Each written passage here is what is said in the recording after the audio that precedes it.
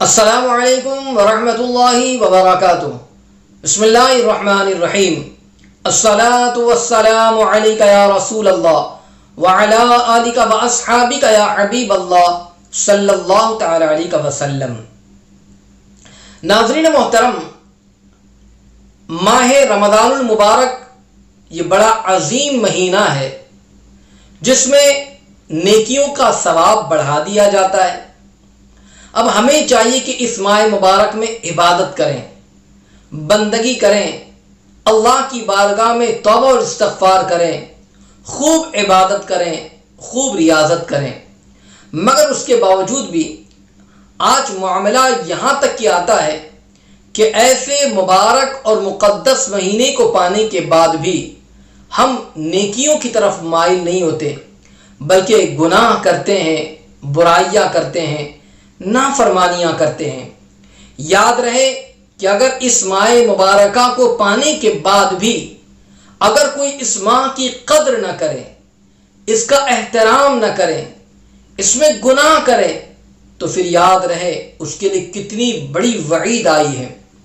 آئیے میں اس کو بتاؤں، اس سے پہلے میں گزارش کروں گا کہ اگر آپ نے ابھی تک ہمارے چینل کو سبسکرائب نہیں کیا تو آپ ابھی ہمارے چینل کو سبسکرائب کر دیں اور بیل بٹن دبانا نہ بھولیں تاکہ ہماری آنے والی ہر نئی اسلامی اور روحانی ویڈیو کی نوٹیفیکیشن سب سے پہلے آپ تک پہنچے۔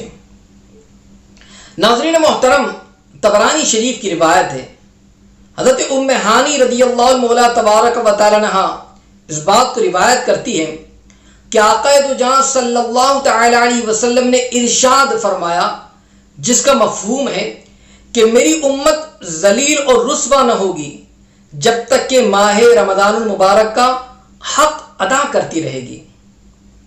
عرض کیا گیا، یا رسول اللہ صلی اللہ تعالی علیہ وسلم، رمضان کا حق کو ضائع کرنے میں اس کا ذلیل اور رسوا ہونا یہ کیا ہے؟ تو میرے آقا علیہ السلام نے ارشاد فرمایا، جس کا مفہوم ہے کہ اس ماہ میں ان کا حرام کاموں کو کرنا، اور پھر فرمایا کہ جس نے اس ماہ میں زنا کیا یا شراب پی تو اگلے رمضان تک اللہ تبارک و تعالی اور جتنے آسمانی فرشتے ہیں سب اس پر لعنت کرتے رہیں گے۔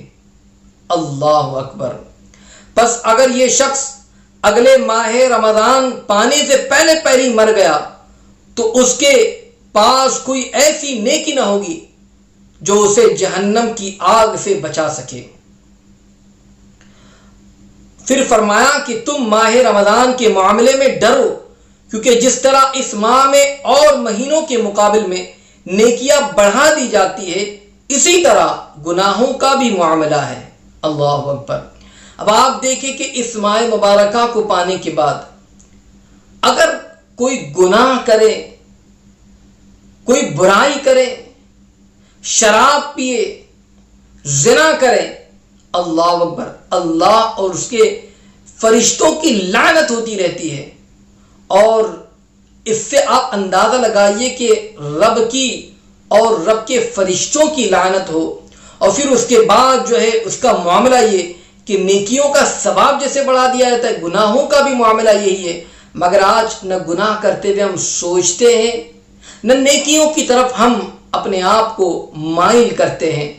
میں گزارش کروں گا، ماہ رمضان بڑی تیزی سے گزر رہا ہے، ہمیں چاہیے کہ جو کچھ لمحات رہ گئے ہیں، جو دن بچے ہوئے ہیں، اس میں خوب عبادت کریں، اللہ کی بارگاہ میں معافی مانگیں، توبہ اور استغفار کریں اور اپنی بخشش کروا لیں، اپنی مغفرت کروا لیں۔ اس لیے اس ماہ کی قدر کریں، اس کا احترام کریں اور نیکیاں کریں، گناہوں سے اپنے آپ کو بچائے۔ اللہ تبارک و تعالی ہم تمام کو اس ماہ مبارکہ کا احترام کرنے، اس میں خوب نیکیاں کرنے کی توفیق عطا فرمائے اور گناہوں سے بچائے۔ آمین۔ السلام علیکم ورحمۃ اللہ وبرکاتہ۔